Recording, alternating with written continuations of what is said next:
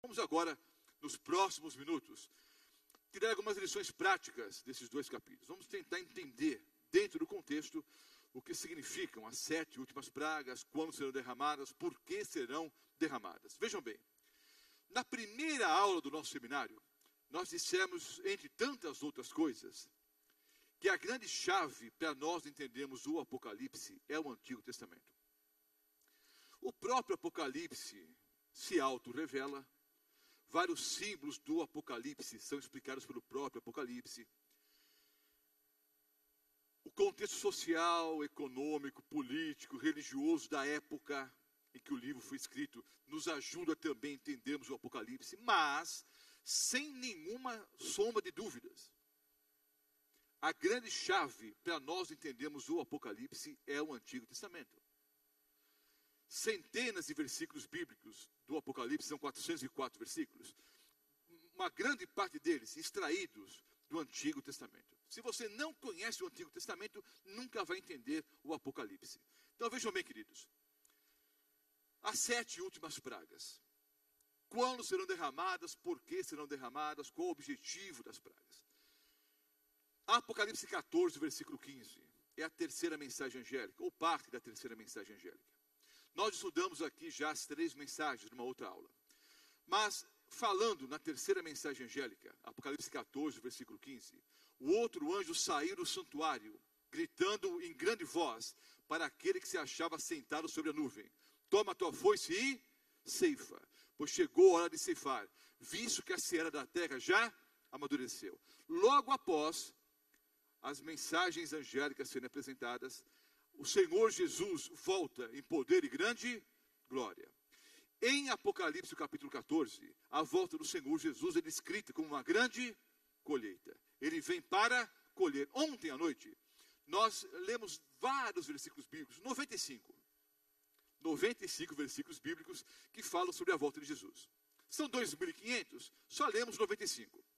E nós vimos que um dos objetivos pelos quais o Senhor Jesus volta a esse planeta é para juntar os seus filhos. Para juntar os santos. E levar os santos para morar com ele por 1000 anos no céu. Depois dos 1000 anos, Cristo volta novamente aqui com a Nova Jerusalém, a ressurreição dos ímpios, Satanás é solto da prisão, e aí então há o juízo executivo, como já estudamos em algumas aulas, estudamos inclusive exaustivamente com dezenas de versículos bíblicos. Mas, após as 3 mensagens angélicas serem apresentadas, o Senhor Jesus vem para colher, vem para ceifar. Notem, o Apocalipse 14, obviamente está no meio do Apocalipse 12, 13, 15 e 16. Isso é óbvio, mas é um ponto importante aqui. Nos capítulos 12 e 13, está relatada a guerra do diabo e os seus aliados contra Deus e o povo de Deus. Nos capítulos 12 e 13.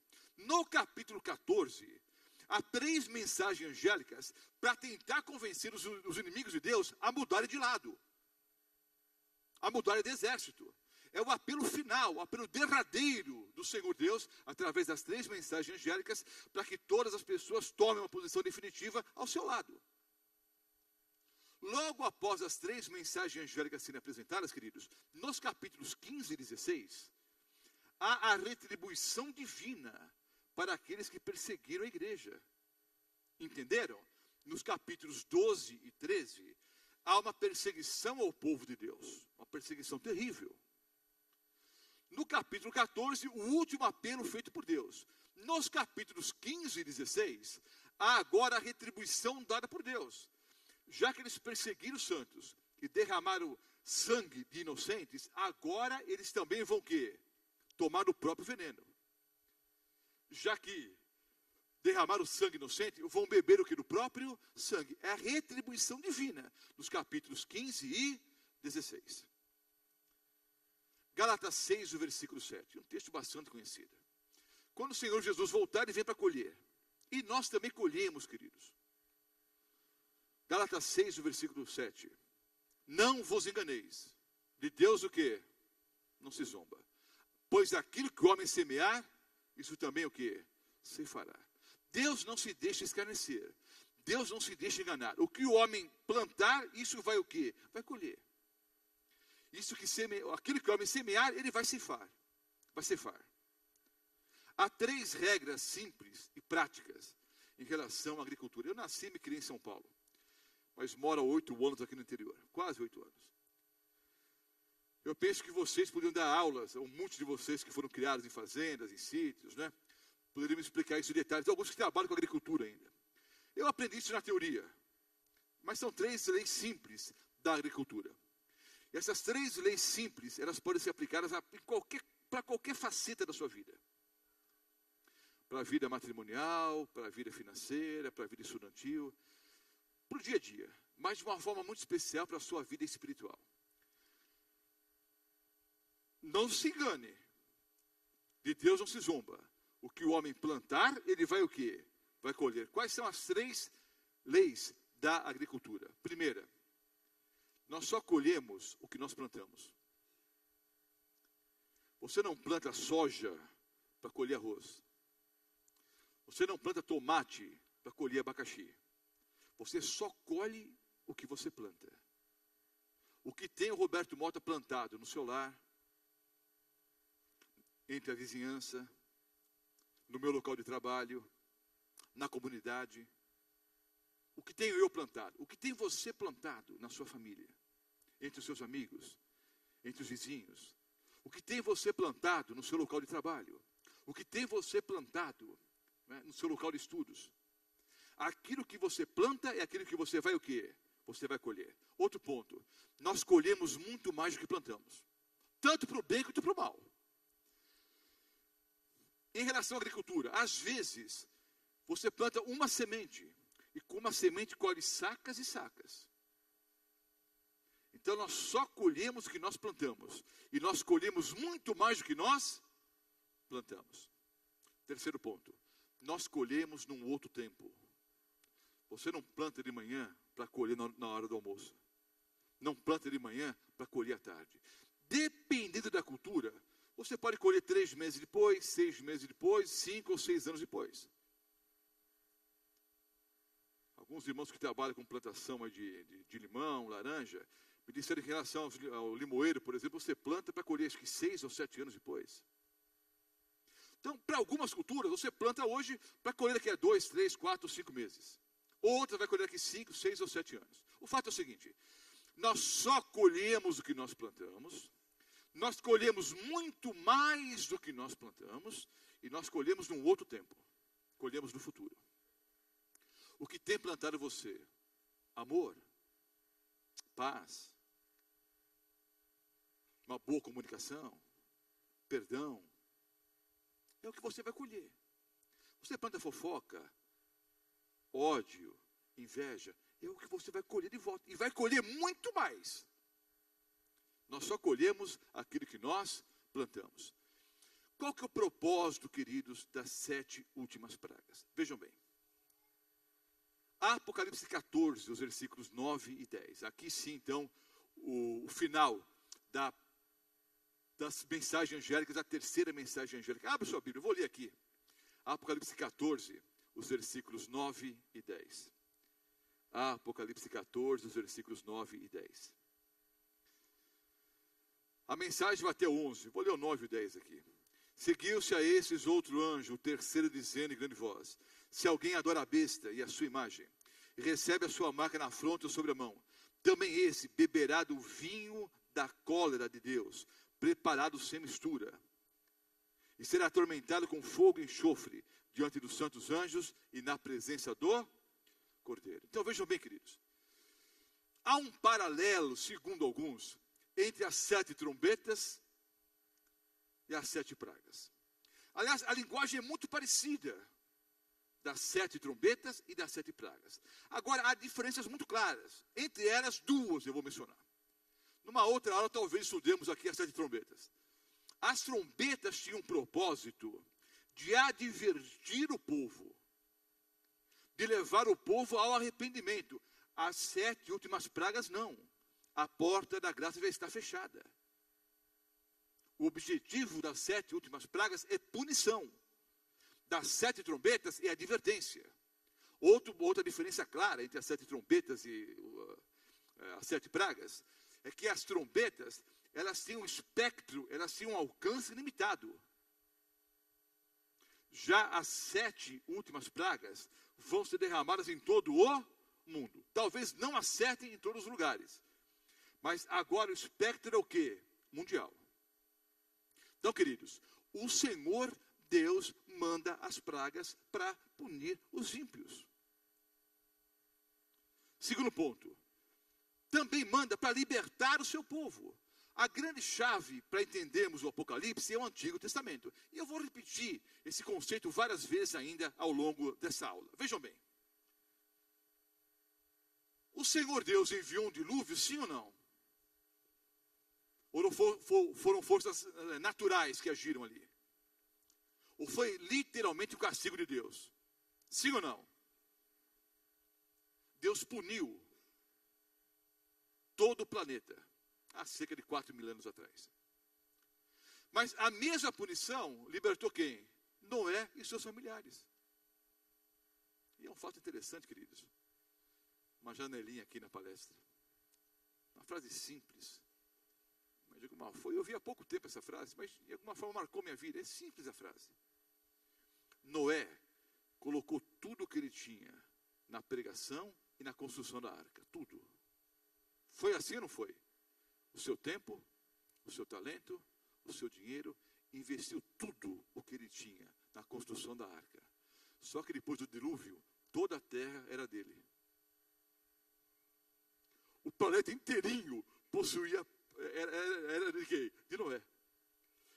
Queridos, nós também vamos investir tempo, talento, dinheiro, mas haverá um dia que todo esse planeta será somente de quem? Do povo de Deus. Aqueles que o abraçaram como Salvador e Senhor. O fato é o seguinte, é punição e é também libertação. Por que que o Senhor Deus enviou as pragas para o Egito? Para punir o Egito, para punir os egípcios, para punir o faraó, mas também para libertar o povo de Israel. Então é punição e libertação. As pragas são derramadas nos últimos dias para punir sim os ímpios e para libertar o seu povo, para libertar você e a mim. E um assunto que eu tenho desenvolvido aqui nas últimas noites, que para alguns era surpresa, as pragas também serão derramadas para vindicar o caráter de Deus. Sendo Deus quem é, Ele não pode permitir que o pecado dure para todo sempre. E as pragas são uma resposta à pergunta feita. Até quando, Senhor? Até quando? O Senhor vai permitir que os ímpios reinem? Até quando a impunidade vai reinar?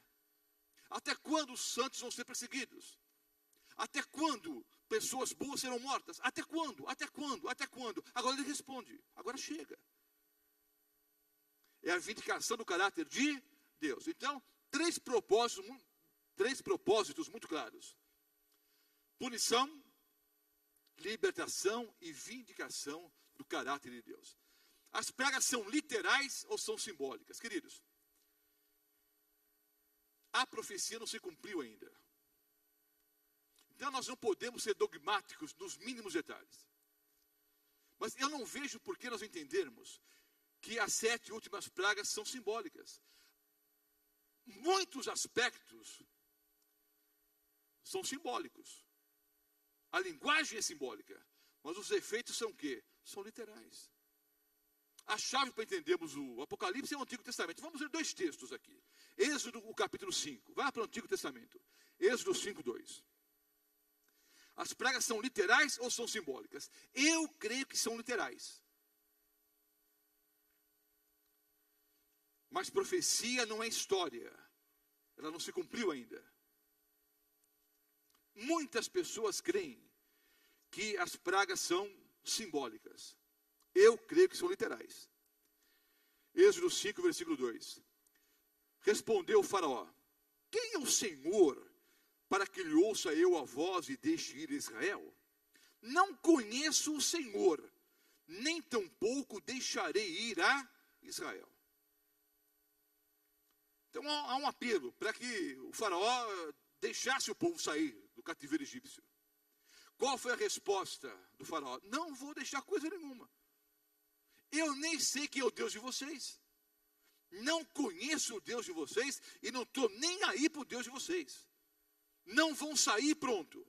Olha a resposta de Deus. Capítulo 12, versículo 22. Êxodo 12, o versículo 22. Eu falei o quê? Falei o quê? É para ver se a senhora está esperta. Êxodo 12, 12. Porque naquela noite passarei pela terra do Egito e ferirei na terra do Egito todos os primogênitos, desde os homens até os animais. Executarei juízo sobre todos os deuses do Egito. Eu sou o Senhor. As pragas foram literais ou foram simbólicas? Foram literais. Foram ação do diabo? Não. Foi ação de poderes naturais? Não. Deus enviou as 10 pragas sobre o Egito. Alguns estudiosos, e eu não tenho tempo para mostrar isso, eu faria com o maior prazer, mas alguns estudiosos insistem na tese de que cada praga foi enviada sobre um deus do Egito. A resposta de Deus é a seguinte: bom, você não sabe quem eu sou? Então eu vou fazer o seguinte, eu vou passar pelo Egito e eu vou acabar com vocês. Eu vou matar os primogênitos. Queridos, a morte dos primogênitos não foi obra do diabo ou algo natural. O anjo do Senhor matou os primogênitos. E eu sei que isso pode assustar alguns. Até o salmista diz, né? Deus conversando ali, diz: olha, eu não sou como vocês. Vocês pensam que eu sou como vocês. Não sou. Alguns acham que tudo vai terminar em pizza. Nós vivemos num mundo de impunidade. Então, essa ideia de que Deus vai castigar parece estranha a alguns, mas, queridos, é justamente a obra estranha que Deus vai operar nos últimos dias. Olha, queridos, Deus destruiu o mundo no dilúvio, sim ou não? Sim, salvou 8 pessoas. Eu nem sei quantos habitantes havia na face da terra. Mas se você fizer um cálculo, uma proporção para os dias de hoje, se de toda a população da terra, naquela época, só 8 pessoas foram salvas, não tinha muitas ilusões para os últimos dias não, viu? Ué, pastor, está fechando a porta para nós? Não. É que você tem que estar afim de ir mesmo para o céu. Parece que a maioria não está afim. Então vejam bem, queridos. Sodoma e Gomorra foram destruídas por Deus ou pelo diabo? Hein? Por Deus. Foi algo natural ou foi sobrenatural? Sobrenatural. Quem derrubou as muralhas de Jericó? Foi um terremoto comum? Ou foi a ação direta dos anjos do Senhor? O exército do Senhor derrubou as muralhas de Jericó. Então, queridos, não há porquê nós não entendermos que as últimas pragas são literais. Agora veja só, o próprio Senhor Jesus disse: eu repreendo e castigo a todos quantos amo. Agora, nesse caso, o castigo já não é mais para arrependimento, porque a porta da graça vai estar o quê? Fechada. Então as pragas são literais, queridos. Quando elas serão executadas? Apocalipse 15, versículo 8, já li. A fumaça, não é, do incensário toma conta de todo o tabernáculo. Essa é a cena, queridos, do final do juízo. Apocalipse 15, versículo 8, fala sobre o fechamento da porta da graça. Estudamos esse assunto aqui em quase 1 hora. E eu mostrei vários versículos bíblicos que mostram que há um momento profético em que a porta da graça vai se fechar. Quando esse momento? Quando terminar o juízo investigativo. Os livros são o quê? Fechados. O juízo o quê? Se levanta. Como está escrito em Apocalipse 12, versículo 1. Naquele tempo se levantará Miguel. Sempre na Bíblia que o juiz se levanta é final de juízo. Nós lemos aqui, Apocalipse 8, né, os versículos 3 e 4, onde as orações chegam até o trono de Deus como incenso suave. No versículo 5, há uma mudança de quadro. Agora, em vez de incenso, é colocado o quê no incensário? Brasa, fogo. E o incensário é lançado na terra, é fechamento da porta da graça. Apocalipse 22, versículo 11. Quem é santo, continue santo. Quem é sujo, continue sujo. A porta da graça vai se fechar. Apocalipse 15, versículo 8, fala sobre o fechamento da porta da graça. Após o fechamento da porta da graça, as 7 últimas pragas são derramadas. Então, há alguns eventos que ocorrem simultaneamente. Quais são eles? Está aí no quadro, pelo menos 3 deles.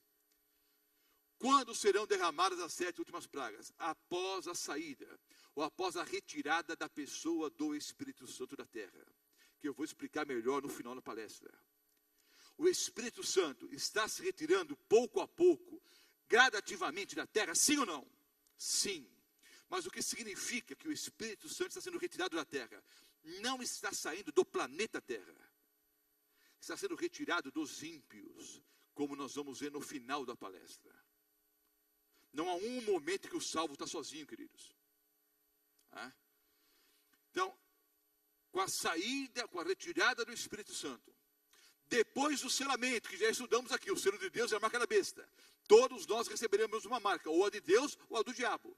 Então, ao selamento, a pessoa do Espírito Santo se retira dos ímpios, ao fechamento da porta da graça. E aí, então, as 7 últimas pragas serão derramadas. Então, vejam bem, queridos. Elas não têm o objetivo de convencer ninguém a mudar. Não é um apelo de Deus para mudança. A porta já está fechada. As pragas vêm como castigo, vêm como juízo. Entenderam? Não tem caráter redentivo mais. E as pragas agora vêm sem mistura de misericórdia. É só a ira. Todos os outros castigos, todos os outros juízos de Deus, mesmo o dilúvio, foi misturado com misericórdia. Agora não. Agora é só a ira. Agora entenda uma coisa, queridos. A ira divina não tem absolutamente nada a ver com a ira humana. Não é um Deus estressadinho, nervosinho, agora chega, não aguento mais. Não. A ira de Deus é effecto, não é affectus. Affectus é afeição, não é uma emoção. Deus é um ser emotivo, mas não é emoção. A ira de Deus é effecto. Após uma longa, persistente, insistente recusa dos seres humanos em receber o dom gratuito da salvação, há um momento que Deus diz: chega, agora acabou, a porta está fechada, e as 7 últimas pragas serão derramadas. Uma autora que alguns de vocês conhecem, uma autora americana, chamada Ellen White, e eu não vou usar a frase de Ellen White para defender alguma doutrina, como já citei outros autores aqui, vou apenas citar a título de informação, uma frase extraordinária. Ela escreveu o seguinte: se Deus, assentado no seu trono, levantasse a mão em ira, como um pai levanta a mão para o filho. Sabe quando você está sentado na poltrona, vendo televisão, ou lendo jornal, ou lendo qualquer outra coisa, e o moleque não para? Você, para, moleque. Para, moleque. Para, moleque. E o moleque não para. Aí você levanta a mão só ameaçando que vai bater. Deus não é sujeito a esses sentimentos. Mas essa autora, Ellen White, diz: se Deus, assentado no seu trono, levantasse a mão em ira, como um pai levanta a mão para o filho, todo o universo seria como se jamais houvesse existido. Não é o planeta Terra, irmãos. Não é Rio Preto, não é o Brasil. O universo, com todos os planetas, galáxias, estrelas e os santos anjos. Se Deus fosse sujeito às emoções humanas e ele perdesse a paciência e levantasse a mão irado, todo o universo seria como se jamais houvesse existido. Esse é o nosso Deus. Então não é um Deus estressado. É um Deus que simplesmente o quê? Vai colocar um ponto final na história do pecado. E vai enviar 7 pragas para castigar, sim, os ímpios. Então, queridos, repita comigo. Quando serão executadas? A resposta é: após o fechamento da porta da graça. Eu pergunto, vocês respondem. Quando serão executadas? De novo eu pergunto. Quando serão executadas? Porque há pessoas aqui na Paulista Oeste ensinando que as 4 primeiras pragas já estão caindo. E pregando por aí. Todas as 7 últimas pragas só caem após o fechamento da porta da graça. Elas são seletivas. Apocalipse 18, o versículo 4. Ao chamado para o povo sair de Babilônia. Ouvi outra voz do céu que dizia: sai dela, povo meu, para que não sejais, ou para que não sejais participantes do quê? Dos seus pecados. E para que não incorras nas suas pragas. Lembra que eu falei? Sinceridade no erro não leva a lugar nenhum, a não ser a morte e perdição eterna. Em Babilônia, há pessoas sinceras. Babilônia significa confusão religiosa. Nas várias denominações, há pessoas sinceras. Se elas não saírem, vão receber as pragas. Então vejam bem, queridos. Poluição do rio Tietê. Destruição da camada de ozônio. Efeito estufa. Derretimento das calotas polares. Nada disso tem a ver com as 7 últimas pragas. Queridos, se fizer 50 graus de calor aqui em Rio Preto amanhã, todos nós vamos sofrer, salvos ou perdidos. Se tiver um grande terremoto aqui em Rio Preto amanhã, todos nós vamos sofrer, salvos ou perdidos. Se a qualidade do ar atmosférico aqui em Rio Preto piorar, e piora cada dia em todo o planeta, se piorar, tanto salvos quanto perdidos sofrem as consequências. As pragas só caem sobre aqueles que têm a marca da besta. Dá para entender? Então as pragas não têm absolutamente nada a ver com fenômenos naturais. Está claro no Apocalipse, os anjos saem do centro do controle do universo, do trono de Deus. Os 7 anjos saem do trono de Deus com as 7 pragas. Não tem nada a ver com fenômenos naturais, queridos. É ação sobrenatural da parte de Deus.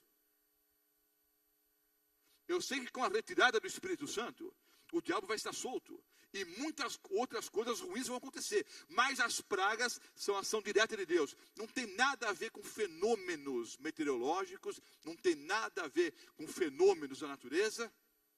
Entenderam isso, queridos? Nada a ver. Fenômenos naturais atingem a todos. As pragas só atingem a quem? Os que têm a marca da besta. As pragas são sucessivas. Isso é mais ou menos óbvio no texto, né? Elas caem uma após a outra. Não caem as 7 ao mesmo tempo. E uma das provas é a seguinte. Por ocasião da 5ª praga, nós já lemos Apocalipse 16, versículo 11. Por ocasião da 5ª praga, os homens choram a primeira. Blasfemaram Deus do céu por causa das angústias e das úlceras que sofriam. E não se arrependeram de suas obras. Úlceras é a primeira praga. Por ocasião da 5ª praga, os homens choram a primeira. Então as pragas são sucessivas e acumulativas. Entenderam? Aí uma após a outra. Elas não serão universais. Eu não coloquei a frase completa aí. Eu não coloquei a fonte, mas se você quiser anotar, é Grande Conflito, página 629, da onde eu tirei essa palestra.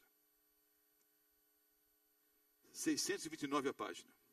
Essas pragas não são universais. Ao contrário, os habitantes da terra seriam inteiramente exterminados. Contudo, serão os mais terríveis flagelos que já foram conhecidos pelos mortais. Então, me parece, por esse texto, né, do Grande Conflito, que as pragas são o quê? Literais. São os maiores flagelos já lançados sobre os mortais. Elas não são universais. É uma questão simples, queridos. Não precisava nem ler esse texto do Grande Conflito. Por quê? Se as 7 pragas caírem em todos os lugares, não haverá ninguém vivo por ocasião da volta do Senhor Jesus. Haverá ímpios vivos quando Cristo voltar? Sim ou não? Mas se as 7 pragas caírem todas elas, em todos os lugares do planeta, não haverá nenhum ímpio vivo.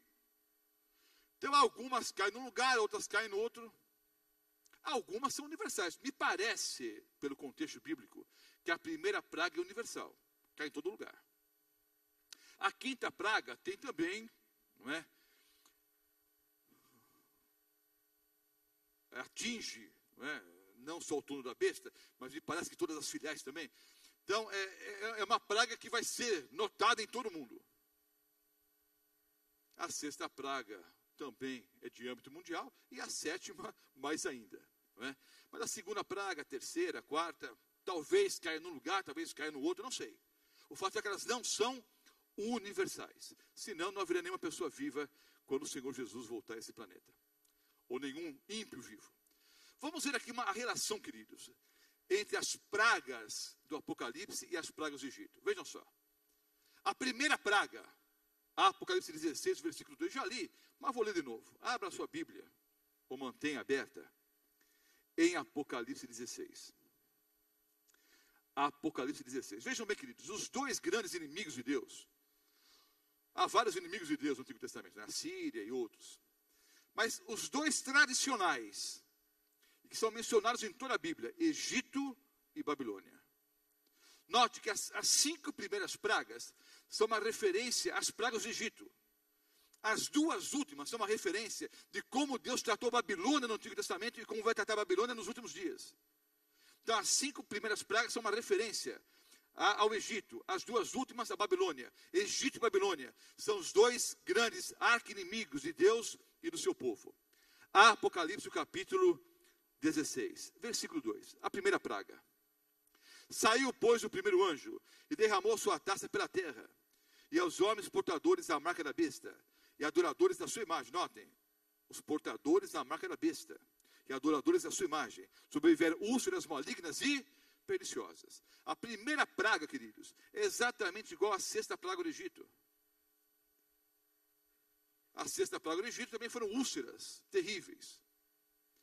Então, eu penso que não há por que duvidarmos que as pragas são o quê? Literais. Mas eu insisto, a profecia não se cumpriu ainda. Não é história. A segunda e a terceira praga, está aqui, versículos 3 e 4 em diante. Olha só, a segunda praga.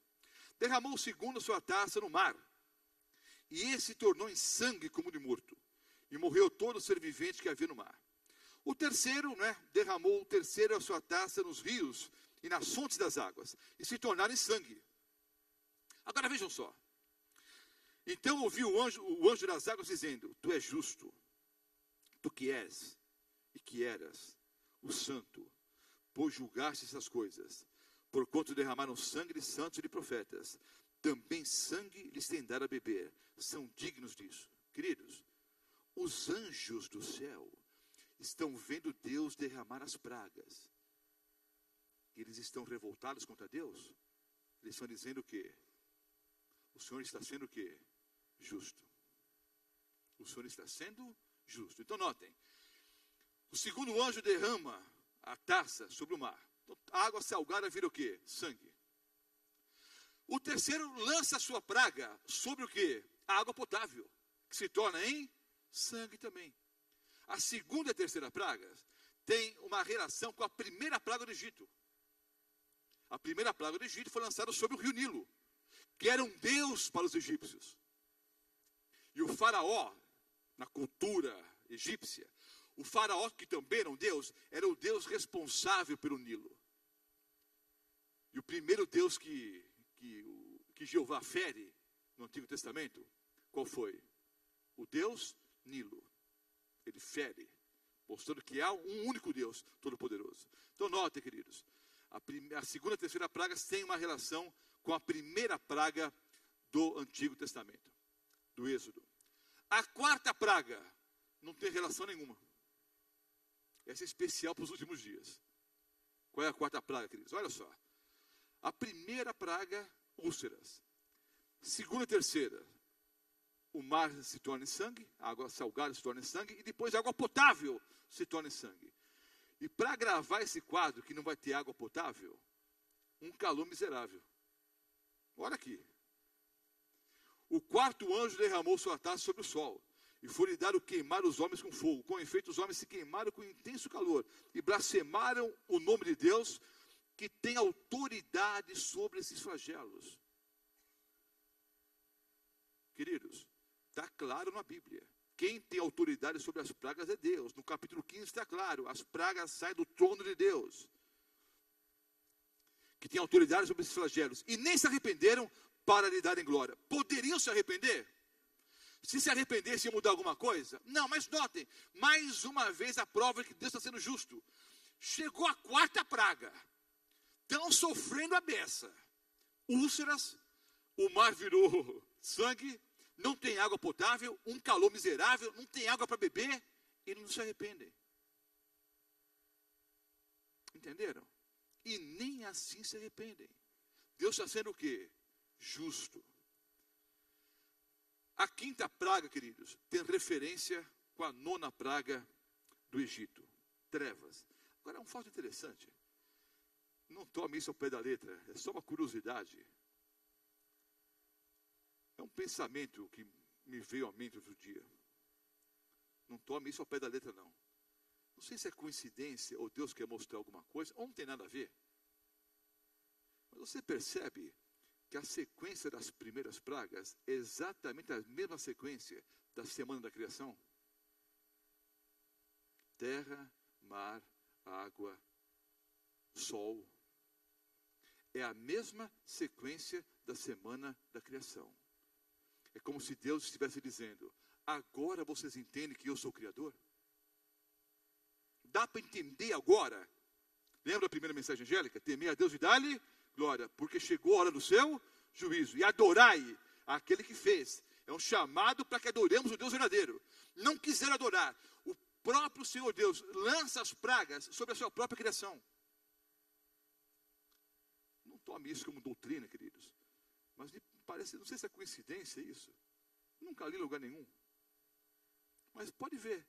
Exatamente a mesma sequência da semana da criação. Deus lança as pragas exatamente na mesma sequência da semana da criação. Há alguma mensagem aqui. Ele está mostrando: eu sou o Criador de todas as coisas. As primeiras 4 pragas caem sobre a humanidade. Os que têm a marca da besta.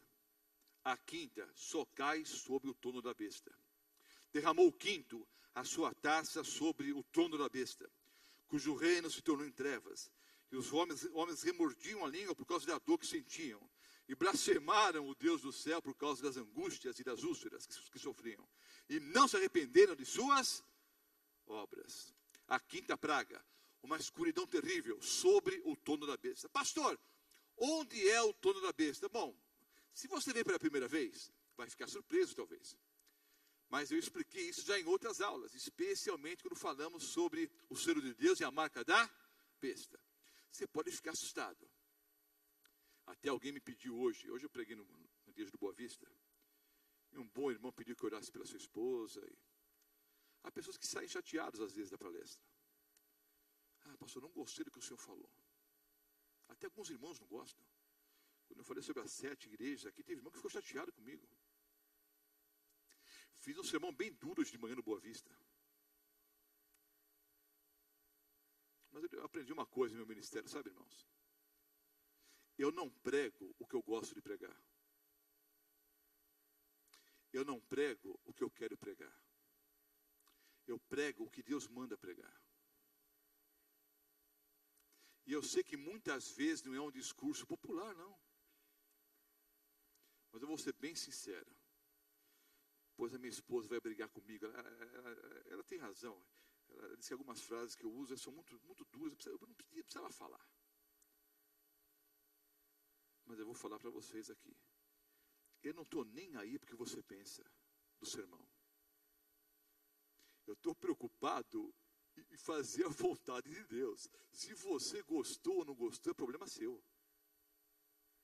Eu estou pregando o assínios do Senhor. Agora eu fico muito tranquilo, porque o próprio Senhor Jesus disse: olha, porque eu falo a verdade para vocês ficam bravos? Vocês não gostam de ouvir a verdade? Então, queridos, o trono da besta é o Estado do Vaticano. A quinta praga cai sobre o trono da besta no Estado do Vaticano. Alguns teólogos adventistas acham que cai no Vaticano e nas filiais. Os arcebispados por aí. Tá? O fato é que a quinta praga cai sobre o trono da besta. E aí haverá uma grande mudança em relação à perseguição que daqui a pouco eu vou explicar. Perseguição sobre os justos. Então a quinta praga tem uma referência à sexta praga do Egito. As primeiras pragas, como eu já disse, têm efeito sobre a humanidade. A quinta praga tem efeito direto no trono da autoridade do diabo. O trono da autoridade de Satanás. É o Estado do Vaticano. Pastor, mas agora eu fiquei surpreso. Eu perdi essa palestra sobre o selo de Deus e a marca da besta. apo.org.br, não sei se já baixaram essa palestra lá. Se não, no site profeciasparotempo.com tem a palestra, o selo de Deus e a marca da besta. Assista a palestra lá. Nós provamos pela Bíblia que o trono da besta é o Estado do Vaticano. A sexta praga agora.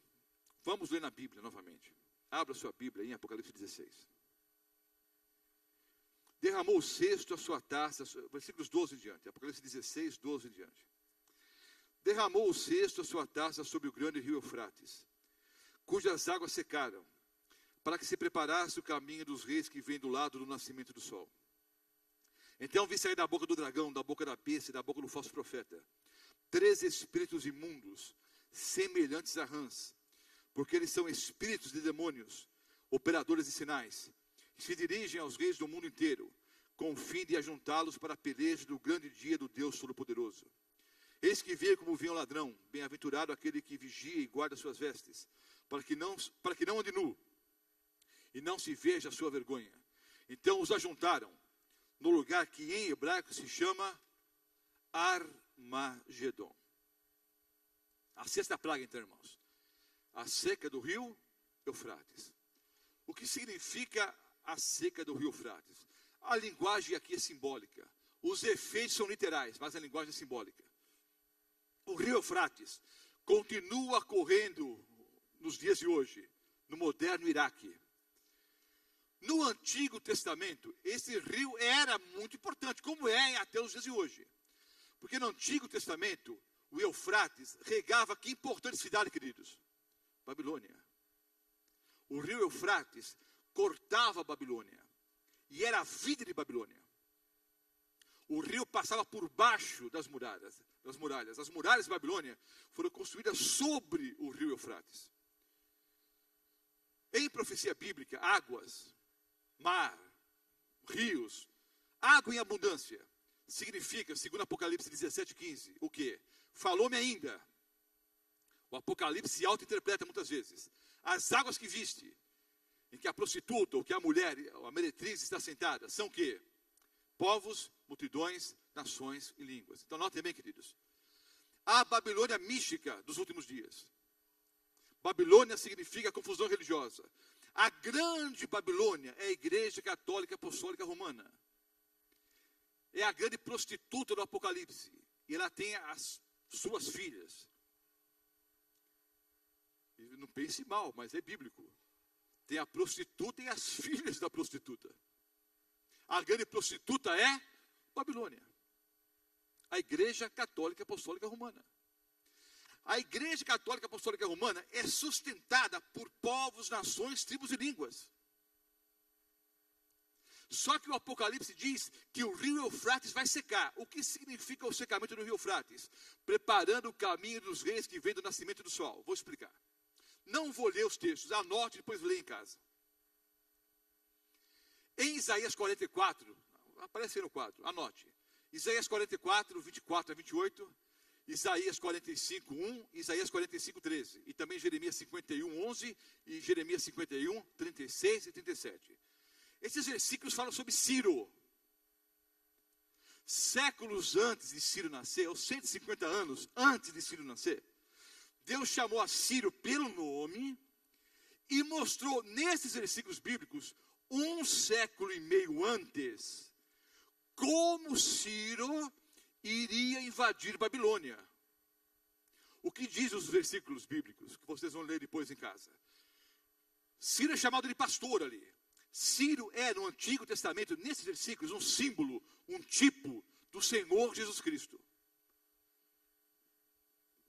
Ciro invadiu Babilônia. Como? Quando os medo-persas cercaram Babilônia, qual era a estratégia comum naqueles dias? O exército inimigo chegava e sitiava a cidade. Ficava ali uma semana, um mês, 2 meses, 6 meses, até que terminasse o suprimento da cidade. Terminava a água, terminava a comida. Havia 2 hipóteses. As pessoas que estavam dentro da cidade ou se rendiam ou saíam para o combate. Normalmente, essas cidades fortificadas tinham as suas muralhas intransponíveis. No caso de Babilônia, e você sabe que uma das maravilhas do mundo antigo eram os jardins suspensos de Babilônia. Fora os jardins suspensos de Babilônia, os muros de Babilônia, segundo os historiadores, sobre os muros, na largura dos muros, podiam andar de 5 a 7 carruagens, uma ao lado da outra. Então os muros tinham 15 ou 20 metros de largura. As muralhas eram intransponíveis.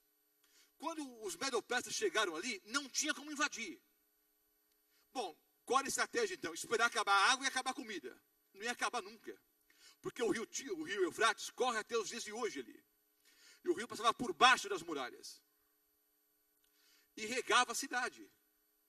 E eles tinham plantações dentro da cidade e estoque de comida para muito tempo. Diz a história com H, que os soldados de Babilônia ficavam em cima do muro. E aí, estão com fome? Toma um franguinho. Um pedaço de pão. Jogavam comida para os medo-persas. Vocês estão esperando o quê? Acabar a água, acabar a comida aqui? Isso não vai acontecer nunca. Como o Ciro não estava afim de esperar muito tempo, não, ele fez o seguinte: a profecia diz que os rios se secariam diante de Ciro. E que Deus abriria as portas que não seriam fechadas. Ciro desvia o curso do rio. Ele desviou o curso do rio Eufrates. O leito que secou. As águas baixaram. E os medo-persas passaram por baixo da primeira muralha. Havia uma segunda muralha, também intransponível. Por um fato que a história não sabe explicar. As portas estavam o quê? Abertas. Deus predisse 150 anos antes: vou abrir as portas diante de ti. As portas estavam o quê? Abertas. Aí os medo-persas invadiram Babilônia. Vocês conhecem a história de Daniel capítulo 5. Está lá em aramaico. Mene, mene, tekel, farsim. No mesmo instante em que os medo-persas estão atravessando o último portal, a última muralha, Deus escreve na parede: Mene, mene, tekel, farsim. Pesado fosse na balança e achado em falta. Foi a queda de Babilônia.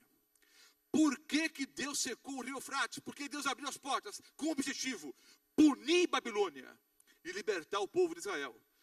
Foi a partir daí que começou o processo para que o povo de Israel voltasse para reconstruir Jerusalém e o templo. Temos que entender o Antigo Testamento, é a chave para entendermos o Novo Testamento. O que significa o secamento do rio Eufrates? Alguns acham o seguinte: que o rio Eufrates literalmente tem que secar. Porque tem que preparar o caminho dos reis que vêm do nascimento do sol. Olha só algumas interpretações que há por aí. Os chineses, ou os japoneses, ou os coreanos do sul, ou os coreanos do norte, a maioria diz que ou é a Coreia do Norte ou os chineses, a maioria diz que são chineses, eles vão sair da China para atacar Jerusalém. E para atacar Jerusalém, eles que vêm do Oriente vão ter que passar pelo rio Eufrates. Então o rio Eufrates tem que secar para que essas tropas passem para atacar Jerusalém. E aí então os países aliados, os dispensacionalistas pensam assim, e alguns outros por aí também ensinam essas coisas. Eu vou explicar para vocês, queridos. Vamos imaginar, por hipótese, que os chineses quisessem atacar Israel, como alguns ensinam por aí. Você conhece um pouquinho de geografia?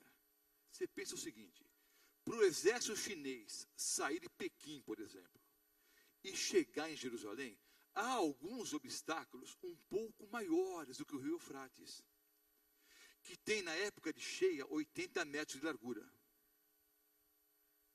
Na década de 40, no dia D, quando a maior parte dos aliados desembarcaram na Normandia e outros atravessaram o Canal da Mancha. O Canal da Mancha, em alguns lugares, tem 40 ou 45 quilômetros de largura. Não foi fácil atravessar. Mas, na década de 40, o exército aliado atravessou o Canal da Mancha.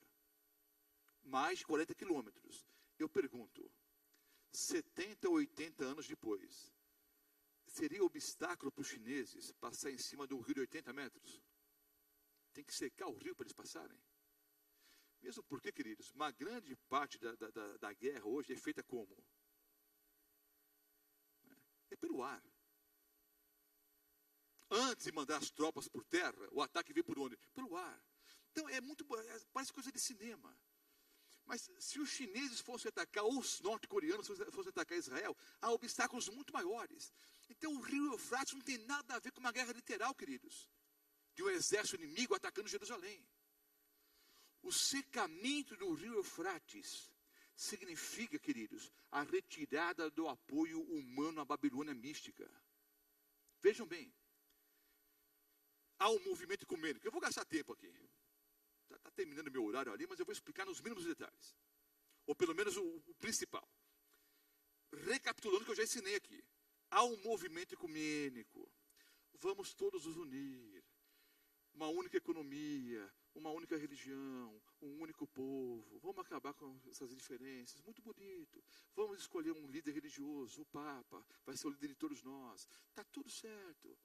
Quando disserem paz e segurança, haverá repentina destruição. E aí eles não vão entender.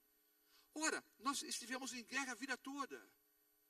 Várias diferenças a vida toda. Agora que nos unimos a esse castigo divino, por quê? A primeira praga, a segunda praga, a terceira praga, por quê?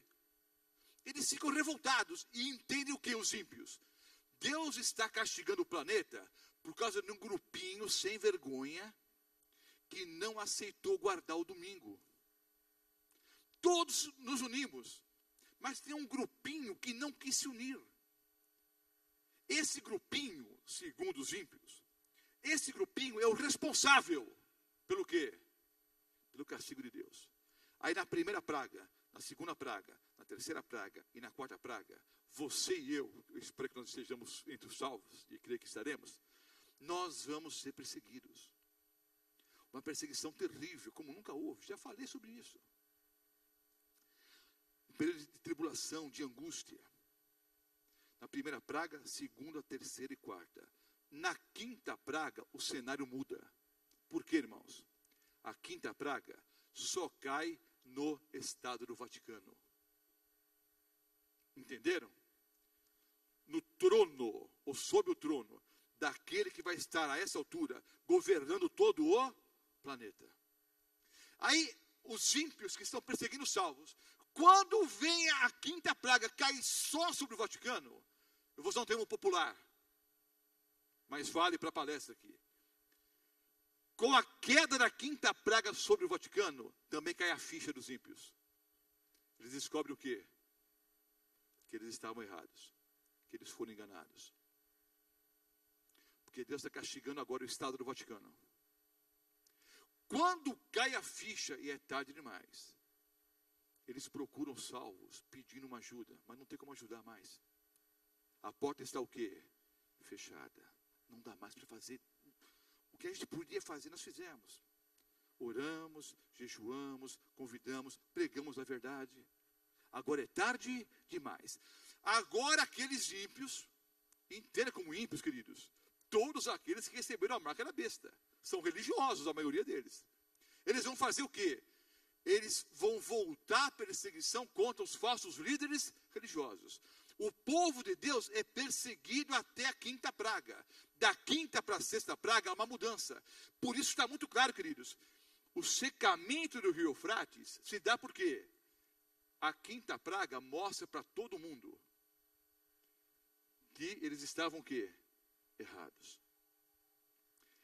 Então, esses poderes políticos e econômicos que sustentavam Babilônia retiram apoio e passam a perseguir os falsos líderes religiosos. Ao secamento do rio Eufrates, preparando o caminho daqueles que vêm do nascimento do sol. Leste, nascimento do sol, o oriente, são palavras o quê? Sinônimas. É tudo o mesmo lado, é tudo o mesmo lugar. Não tem nada a ver com chinês, coreano e japonês, queridos. Assim como o relâmpago sai do Oriente e se mostra até o Ocidente, assim há de ser a vinda do Filho do Homem. Por ocasião da inauguração do Templo de Salomão, a glória de Deus veio do nascente do sol, veio do Oriente, veio do leste. É biblicamente comprovado que o leste, o Oriente, o nascimento do sol, é o lado da onde vem o Senhor Jesus. Então há algumas interpretações, não tem nada a ver com chinês e coreano. Alguns entendem que que é o Senhor Jesus e os anjos voltando. Muitos defendem essa tese. Outros dizem que é o Senhor Jesus, os anjos e os 144 mil agora preparados para o combate. Eu faço parte do terceiro grupo. Eu entendo que os reis que vêm do nascimento do sol é Deus o Pai e Deus o Filho. Os anjos vêm juntos, mas eles não são reis. Já falei para vocês, vários textos bíblicos estudados ao pé da letra e no contexto, dão a entender ou dizem explicitamente que o pai volta junto com o filho. Então, preparando o caminho daqueles que vêm do nascimento do sol, é o seguinte fato, queridos. Quando a retirada do apoio humano na Babilônia prepara o caminho para a batalha do Armagedon, e prepara o caminho para os reis que vêm do nascente do sol, é Deus o Pai e Deus o Filho. Entenderam, queridos? Sim ou não? Apocalipse 16, os versículos 14 e 15. Olha que cena terrível.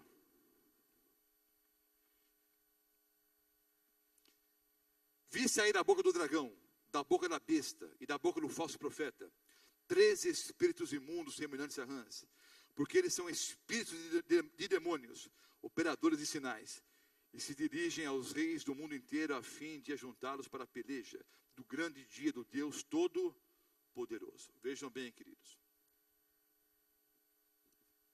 O que acontece de verdade nos últimos dias é uma batalha entre a Santíssima Trindade e a Trindade contrafeita, ou a Trindade travestida. De um lado está Deus o Pai, Deus o Filho, Deus o Espírito Santo. Do outro lado, o dragão, a besta e o falso profeta. O dragão, a besta e o falso profeta são a contrafação satânica da Santíssima Trindade. O que é contrafação satânica? Tudo que Deus é ou tudo que Deus faz, o diabo tenta imitar. A isso chamamos contrafação satânica. O dragão é a contrafação de Deus o Pai. O dragão quis ser igual a Deus do céu. E do céu ele foi o quê? Expulso. A besta é a contrafação satânica da pessoa do Senhor Jesus. O ministério do Senhor Jesus durou 3 anos e meio. O da besta durou 1 tempo, 2 tempos, metade de um tempo. O Senhor Jesus perdoa pecados. A besta também quer perdoar pecados. O Senhor Jesus morreu e ressuscitou. A besta também. Recebeu ferida mortal e também o que? Ressuscitou. O falso profeta é a contrafação satânica da pessoa do Espírito Santo. Diz a Bíblia que o falso profeta faz até fogo descer do céu. Não tem nada a ver com míssil. E alguns ainda esperam que isso ocorra no futuro. Eu vou dizer uma coisa para você acordar. Não está todo mundo acordado, pelo menos os que estou vendo aqui. No fundão não sei, está meio escuro. É para acordar espiritualmente. Muitas coisas que vocês esperam para o futuro já está acontecendo faz tempo. Quando foi no Novo Testamento que desceu o fogo do céu? No Pentecostes. Ação da pessoa do Espírito Santo. A contrafação satânica do falso profeta é fazer descer fogo do céu. Qual é a pretensão? São os falsos dons espirituais. As falsas curas, os falsos milagres, o falso dom de línguas. Então, queridos, entendam uma coisa. O tal fogo que o falso profeta faz descer do céu, já está descendo faz tempo. São os falsos dons espirituais no movimento carismático e nas igrejas pentecostais aí, e nas protestantes renovadas. O que você espera para o futuro já ocorre há 40 ou 50 anos. Agora, o dragão, a besta e o falso profeta têm 3 mensageiros. Vejam só como eles querem copiar a Santíssima Trindade. Em Apocalipse 14, Deus o Pai, Deus o Filho, Deus o Espírito Santo tem 3 mensageiros, 3 anjos com 3 mensagens para os últimos dias. O dragão, a besta e o falso profeta também tem 3 mensageiros. Segundo o Apocalipse, são 3 espíritos imundos, semelhantes a rãs, que saem da boca do dragão, da besta e do falso profeta. Quais são os 3 espíritos imundos, queridos? Eu nunca vou esquecer a cena. Marcou a minha vida. Talvez ocorra com alguns hoje aqui. Eu fiz essa palestra num lugar que quase só tinha evangélicos. E a hora que eu disse isso, muitos se levantaram. A maioria para a perdição eterna. O dragão, a besta e o falso profeta tem 3 mensageiros. O espiritismo, o catolicismo romano e o protestantismo apostatado. São os 3 mensageiros do diabo nos últimos dias. O espiritismo, o catolicismo e os evangélicos apostatados. São os 3 espíritos imundos que saem da boca do dragão. Porque pregam falsas doutrinas, pregam heresias e deixaram assim, diz o Senhor. São espíritos enganadores, operam sinais. Agora eu pergunto para você, evangélico que está aqui hoje à noite. Não é pergunta para adventista responder. É para pentecostal responder. Para evangélico responder. Se eu tivesse que procurar uma igreja hoje, e o critério fosse dom de línguas e dom de curas, eu iria para onde? Eu não frequento igreja nenhuma. E eu quero escolher uma igreja. O critério que eu vou usar não é o melhor critério é a Bíblia. Mas o critério que eu vou escolher será dom de línguas e dom de curas. Eu vou procurar a igreja que mais cure e que mais fale em línguas. Para que igreja eu iria hoje? Hein? Eu estou procurando uma igreja. Para qual que eu vou? Eu quero uma igreja que fale bastante línguas e que opere sinais, que cure. Eu vou para onde? Hein? Eu vou ser católico, apostólico, romano, carismático. Ninguém fala mais em línguas que os católicos hoje. E cura por cura, veja quantas muletas e cadeiras de roda têm aparecido. Aí o pentecostal vai dizer, o evangelho carismático, mas as línguas que eles falam lá não são da parte de Deus. E da sua igreja é? Da sua igreja são da parte de Deus? Tem certeza? Eu não ia falar sobre isso, mas eu vou falar essa semana. Mas não sei quando, segunda, terça ou quarta. Vem aí, qualquer dia eu vou falar. Eu vou provar para vocês que as línguas que os evangélicos falam, que os pentecostais falam, são as mesmas do espiritismo, da macumba, das seitas orientais. Exatamente as mesmas.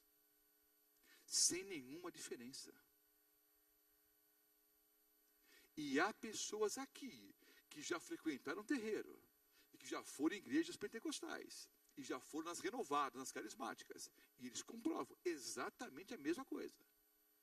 Os mesmos sinais. Tudo igual. Eu comecei a fazer um trabalho, mas não tive coragem de ir. Não é que não tive coragem, não sei se valia, negócio de sensacionalismo. Mas eu comecei a gravar alguns programas, mas eu deixei isso de lado, eu nem vou colocar em prática não. Vocês já perceberam que algumas igrejas, todos os pastores têm a mesma voz? A mesma voz, eles falam igual.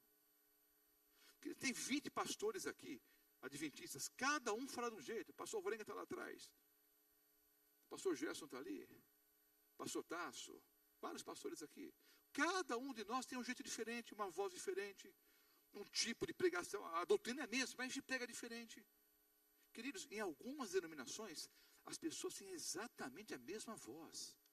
E tem uma igreja que todo bispo que prega tem a mão torta, igual o Macedo. Olha na televisão. Exatamente igual. E a mesma voz. Você não sabe quem está pregando. Sabe o que é isso, irmãos? Não é teatrinho. Não é teatrinho. Eles não se reúnem e ficam treinando, não. Isso é possessão demoníaca. É impossível tantas pessoas terem exatamente a mesma voz. Tem alguns programas de evangelho, você liga o rádio e você não sabe, é um missionário tal, mas todo mundo prega exatamente igual ao missionário, com a mesma voz.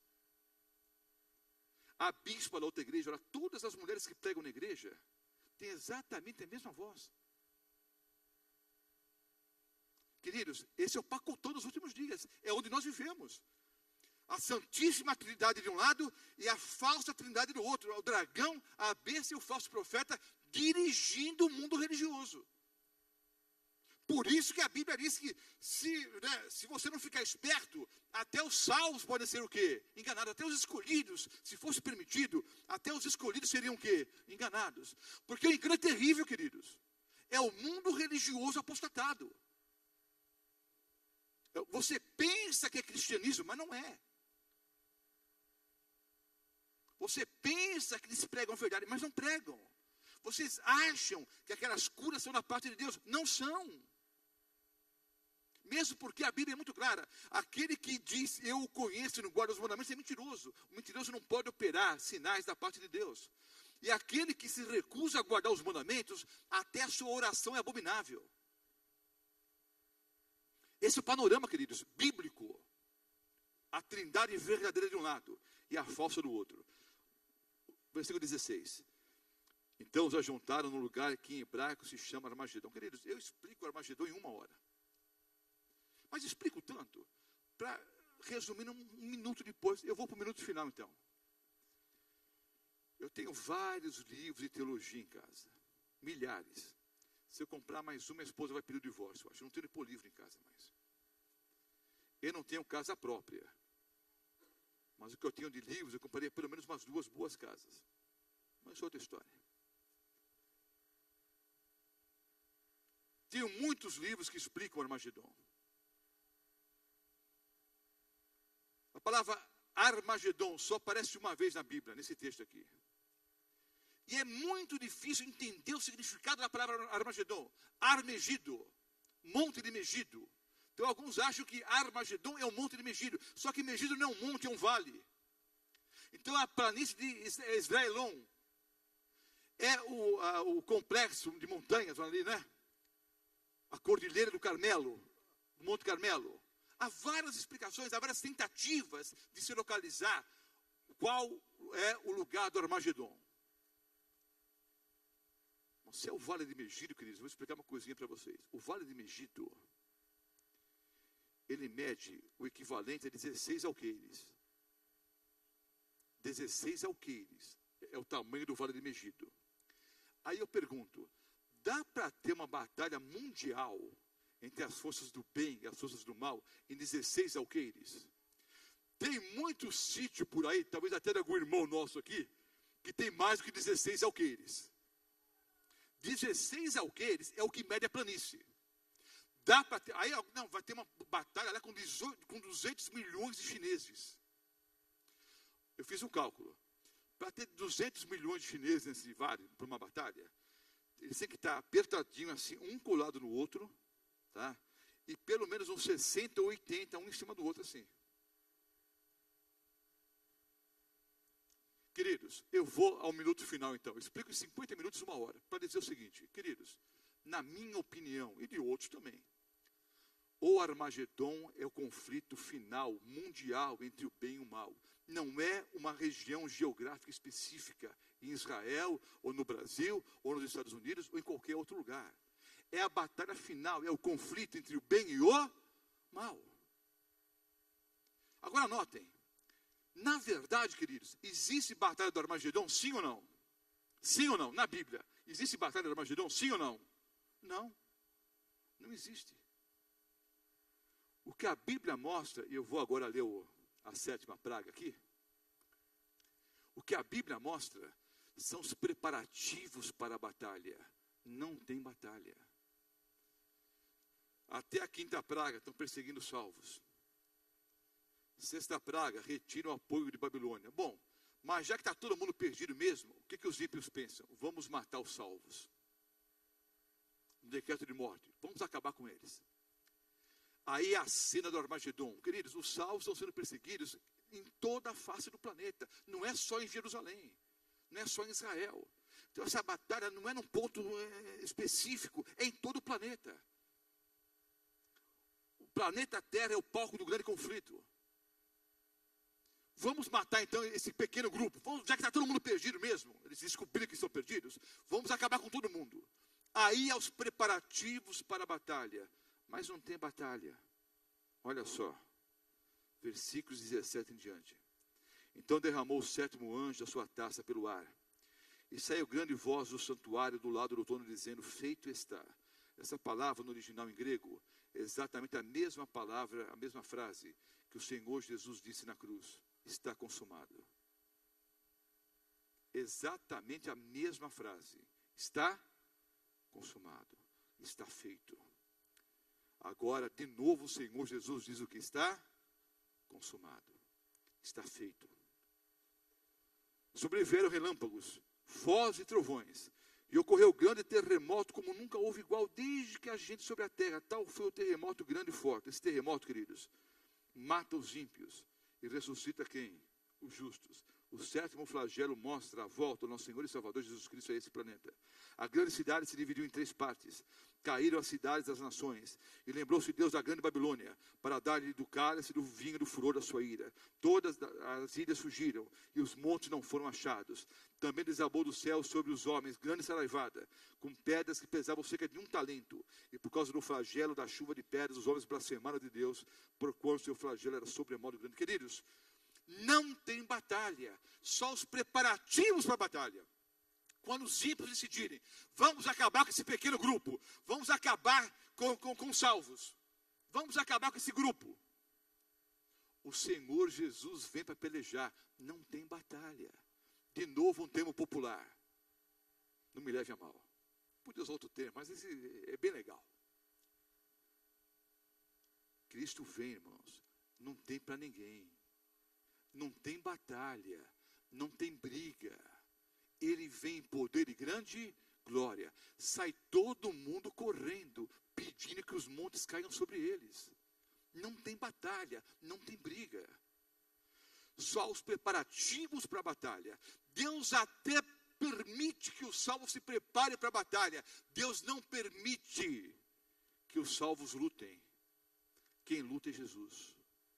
Ele vem como grande conquistador, como Rei dos Reis e Senhor dos Senhores, e coloca um ponto final no grande conflito. Entendendo, queridos? Essa é a 7ª e última praga. É a volta do Senhor Jesus. Praga para os ímpios. Para nós é o quê? Libertação. Aí se cumpre. E é o último texto que eu vou ler. O Salmo 91. Aliás, eu vou ler um antes, vai. Para não perder o costume. Volta para Apocalipse 15. Encerrando. E quando eu falo encerrando, é mais meia hora, normalmente, né? Bom, se você conhece bem a Bíblia, a maioria conhece, quantos estudos eu dei ontem? 3. Apocalipse 15. Os versículos 2 a 4. Olha só, irmãos. Essa cena aqui é de arrepiar. Vi como que um mar de vidro mesclado de fogo. E os vencedores da besta, da sua imagem, e do número do seu nome, que se achavam em pé no mar de vidro, tendo as harpas de Deus. Entoavam o cântico de Moisés, servo de Deus, e o cântico do Cordeiro, dizendo, grandes e admiráveis são as tuas obras, Senhor Deus Todo-Poderoso. Justos e verdadeiros são os teus caminhos, ó Rei das nações. Quem não temerá e não glorificará o teu nome, ó Senhor? Pois só tu és santo. Por isso, todas as nações virão e adorarão diante de ti, porque os teus atos de justiça se fizeram manifestos. Olha a chave, olha que extraordinário o encerramento da palestra. É bíblico. No Antigo Testamento, em que momento o povo cantou o cântico de Moisés? Quando? No Êxodo, em que momento eles cantaram o cântico de Moisés?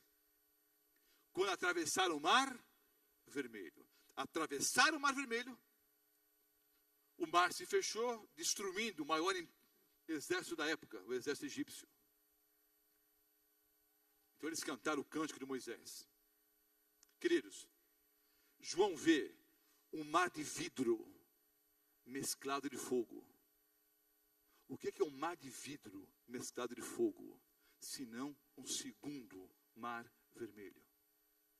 Só que, diferentemente do Antigo Testamento, não há um erro cronológico aqui, irmãos. Isso é um recurso da literatura judaica. Pastor, mas é o Novo Testamento, escrito por João, um judeu. Isso é um recurso da literatura judaica. Entenda uma coisa, não há um erro cronológico aqui. No Apocalipse, os salvos estão cantando antes de atravessar o Mar Vermelho. Só ouvi um amém fraquinho aqui na frente ainda. Eu vou explicar de novo. Eu vou explicar de novo.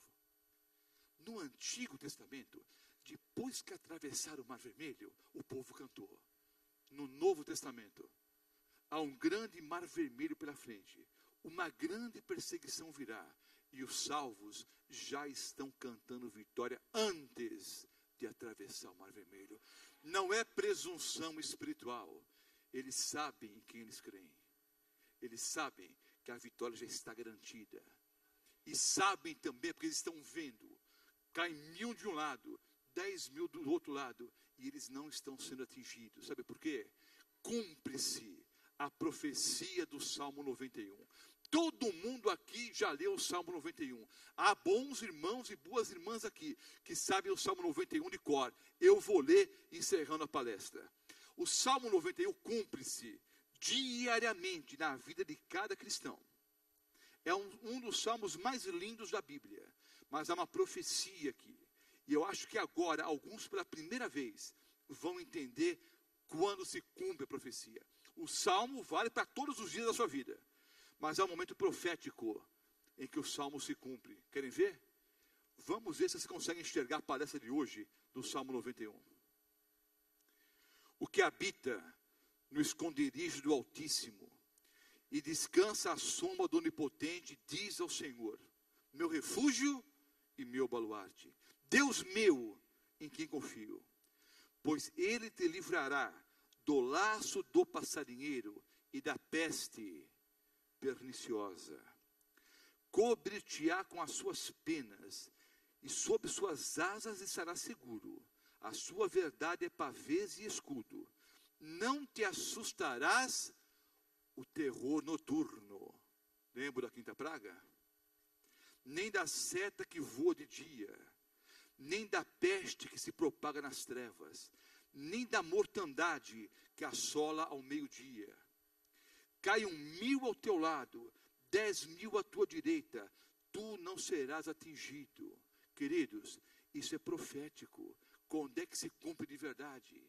As pragas estão caindo, mortandade ao meio-dia, 1.000 morrem de um lado, 10.000 morrem do outro lado, e eu não sou atingido. Quando acontece isso, irmãos? No fechamento da porta da graça, quando as 7 últimas pragas serão derramadas.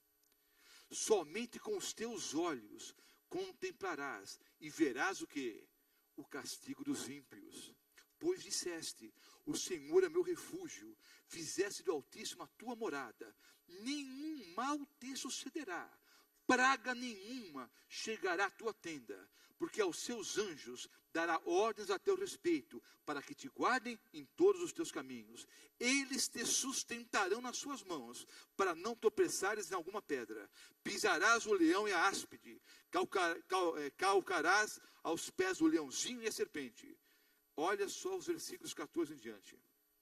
Porque a mim se apegou com amor, eu o livrarei, pô-lo-ei a salvo. Queridos, isso é profecia, cumpre-se diariamente, mas se cumpre literalmente após o fechamento da porta da graça. Aí eu pergunto, após o fechamento da porta da graça, em que momento eu estou sozinho?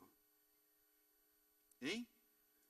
A mim se apegou com amor, eu o livrarei, pô-lo-ei a salvo, porque conhece meu nome. Ele me invocará, e eu lhe responderei. Não há um momento que o salvo está sozinho, meu irmão. O Espírito Santo é retirado dos ímpios, não dos salvos. As pragas estão caindo, e eu não sou atingido porque eu sou um cara esperto. As pragas estão caindo, eu estou assim, comigo não. Irmãos, eu estou sendo protegido pela pessoa do Espírito Santo. Quando os reis que vêm do nascimento do sol, Deus o Pai e Deus o Filho vem.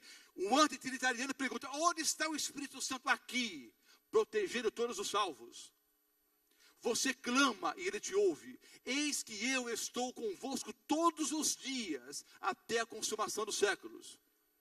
Não há um momento em que você vai estar por conta própria. Na sua angústia, eu estarei com ele. Livrá-lo-ei e o glorificarei. Quando que nós somos glorificados, queridos? Quando Cristo voltar. Saciá-lo-ei com longevidade. Quando é que eu recebo a vida eterna? Quando ele volta, ele mostrarei a minha salvação. Amém, amém e amém. É o Salmo 91. Se cumpre diariamente na sua vida, mas se cumpre literalmente após o fechamento da porta da graça. Entenderam? A questão é a seguinte: haverá um grande conflito entre o bem e o mal. Você tem que escolher: vai estar alistado ou no exército ou no outro, ou vai estar alistado sob a bandeira ensanguentada de Cristo Jesus. Um pequeno grupo fiel, que já está cantando vitória antes da batalha começar. Você vê que é um grupo, né? Já estamos cantando antes da briga começar.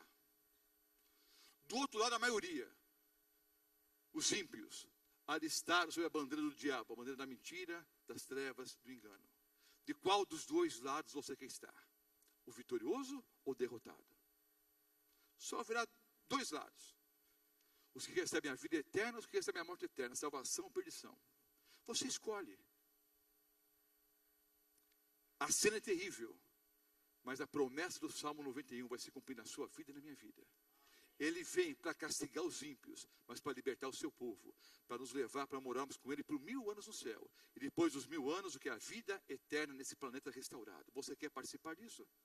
Você quer viver fielmente ao lado do Senhor Jesus hoje, para aquele dia também estar em pé? Eu quero ver as mãos. Quantos querem viver assim? Vamos colocar em pé e vamos orar.